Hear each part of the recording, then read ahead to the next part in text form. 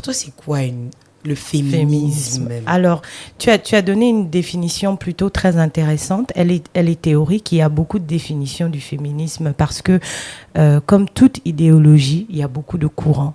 Il y a le courant de gauche, de droite, les centristes, les modérés, les extrémistes. Mais le féminisme, à la base, c'est vraiment une idéologie qui viserait l'égalité entre hommes et femmes dans la société, égalité en termes de droit d'accès aux mêmes privilèges dans la société. D'accord, ça c'est la base du féminisme. Alors justement, cette partie-là, quand on parle de privilèges en société, est-ce que ça impacte directement dans le foyer? Parce que je pense que il y a souvent cette discussion-là, on dit une féministe n'est pas forcément une bonne femme au foyer, par exemple.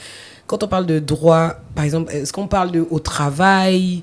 Est-ce qu'il y a des limites au féminisme quand on parle de droit? Je ne pense pas. Je crois que justement le droit s'applique dans tous les domaines d'une vie. C'est-à-dire que si tu vis avec quelqu'un en couple, dans un foyer, vous avez tous des droits entre concubins. Au travail, on a des droits. Dans la famille, on a des droits. Dans la tradition, on a des droits. Peu importe l'environnement, on a toujours des droits et des devoirs, n'est-ce pas?